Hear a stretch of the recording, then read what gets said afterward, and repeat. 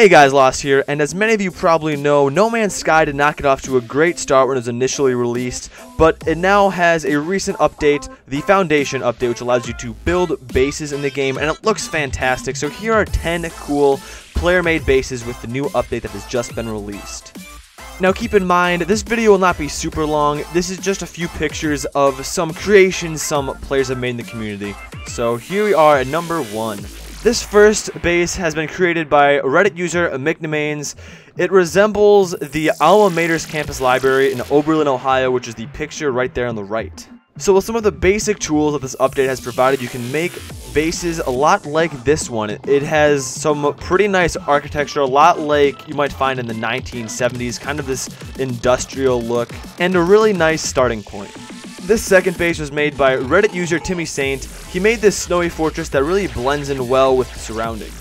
The type of architecture that a lot of these bases will resemble is called brutalist architecture. The type of building is usually adopted by government institutions and government buildings. It generally focuses around moving a person from place to place and kind of easing the flow of general movement throughout an area. So there's a little architecture lesson for the day. This next one is made by Steam user Grillo. It has a similar closeness feeling, kind of all set up in one condensed area, yet it still has kind of a cozy feeling, which some of the other bases don't quite portray. It's pretty cool. It looks like something you might find on Mars, and I think a pretty neat feature is the support beams on the bottom. It's actually not even touching the ground, it's being suspended in the air off the ground by the beams underneath it. This next base was actually made by another guy named Lost, and his base is more bright and colorful, a little more welcoming. It kind of looks like a space homestead rather than a large sprawled out base. With it being bright red, it does show some stark contrast compared to the pale background.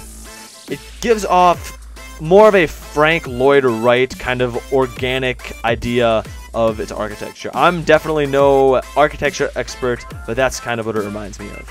So at number 5, Neospadron on Steam takes a whole organic influence thing a little farther with some purple cylinders that match the trees around it and with some glass windows that can really show off into the area surrounding it.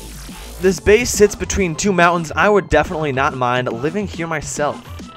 A feature that I have noticed is being able to color the building so that it matches the surroundings and the area around it. No Man's Sky has some pretty crazy planets, and I think it's pretty cool that you can make your base and kind of shape it to the area you're trying to live in. Those two bases I just mentioned are a little different than Beyond Infinity on Steam, who makes a more simple and set up building.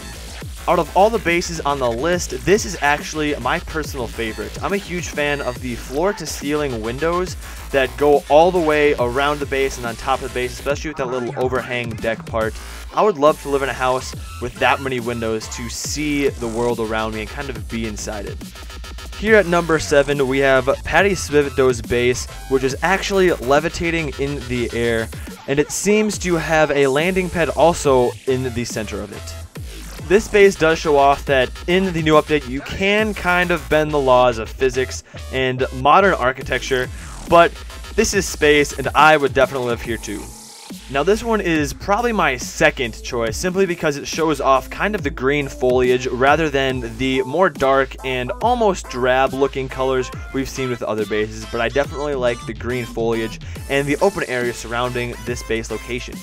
This next base, made by Siegfried11, continues to defy the laws of physics and any modern architecture sense. It also makes you begin to wonder how high can you actually build, but we will get to that in a second. This base has a single overhanging room as well as a landing pad on top. It kind of blends more of a modern look with a more future-y design. Back to a more simple design with Gary Rayom's base. It has a single overhanging room that looks a little bit more possible. This building definitely looks like something that could be on a newly colonized planet that sits well with the surroundings and is generally pretty well put together. So this last one is not my footage, but it does show off how high you can actually build, and there is no build limit when it comes to building these bases. There will be a link to the original footage and the original creator down in the description, so go check that out. This is not my footage. Sorry this video isn't very long, but you get to see the scale of just how high and just kind of how crazy you are able to build these bases. So we are getting to the end here. I hope you guys enjoyed. This was a short video, just some stuff about No Man's Sky's new update. Hope you guys enjoyed. Thank you guys for watching. Subscribe for more content. I will see you guys later.